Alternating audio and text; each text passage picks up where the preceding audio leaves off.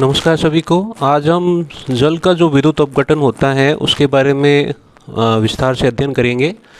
जल का विद्युत अपघटन, इसका मतलब है कि जब जल में विद्युत धारा प्रवाहित की जाती है, इलेक्ट्रिसिटी विद्युत धारा जो है वो प्रवाहित की जाती है, तो जल जो होता है वो अपघटित हो जाता है। जल जो है वो अपघटित हो जाता है, अपने आयनों में टूट जाता है।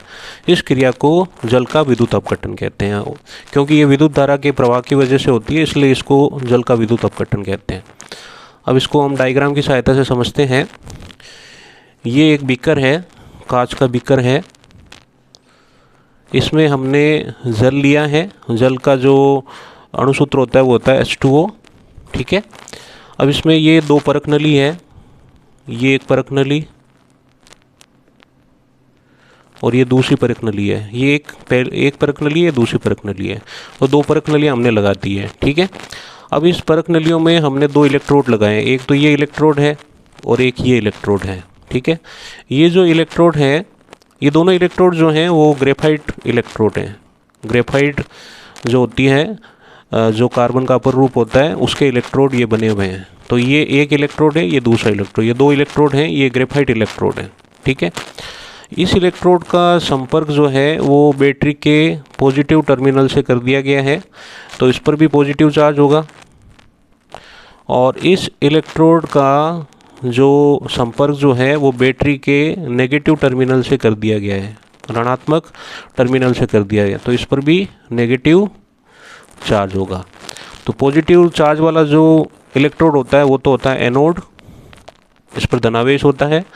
और जो नेगेटिव चार्ज वाला इलेक्ट्रोड जो होता है उसको कहते हैं कैथोड, इस पर नेगेटिव चार्ज होता है, ऋणावेश होता है। ठीक है। अब बैटरी की सहायता से हम इसमें विद्युत धारा प्रवाहित करते हैं। जल में बैटरी की सहायता से विद्युत धारा प्रवाहित करते हैं इन इलेक्ट्रोडों की सहायता से। जब बैटरी की सहायता से इलेक्ट्रोडों में विद्युत धारा प्रवाहित की जाती है तो क्या होता है, जल जो होता है H2O जो होता है वो अपने आयनों में टूट जाता है। दो आयन होते हैं, एक होता है H+ आयन और एक होता है OH-। अब इस पर H+ आयन, हाइड्रोजन आयन, ठीक है, इस पर पॉजिटिव चार्ज है, धनावेश है, तो ये जो है ये विपरीत आवेश की तरफ आकर्षित होगा, यानी कि ये कैथोड की तरफ आकर्षित होगा। नेगेटिव जो इलेक्ट्रोड है इसकी तरफ आकर्षित होगा, कैथोड की तरफ आकर्षित होगा। और जो OH- है, जिसको हाइड्रोक्सिल आयन कहते हैं, ये OH- आयन जो है इस पर माइनस आवेश है, नेगेटिव चार्ज है, तो ये अपने विपरीत आवेश वाले इलेक्ट्रोड यानी कि एनोड की तरफ आकर्षित होगा, जिस पर धनावेश है, पॉजिटिव आवेश है। ठीक है। तो जब जल में विद्युत धारा प्रवाहित की जाती है इलेक्ट्रोडों की सहायता से, तो जल H2O जो होता है वो अपने आयनों में टूट जाता है, H+ आयन और OH- आयन। H+ आयन यानी कि ये तो क्या है, हाइड्रोजन आयन है, और OH- आयन ये जो है ये हाइड्रोक्सिल आयन है। अब हाइड्रोजन आयन जो है उस पर धनावेश है, इसलिए ये विपरीत आवेश वाले इलेक्ट्रोड यानी कि कैथोड की तरफ गमन करेगा। ठीक है।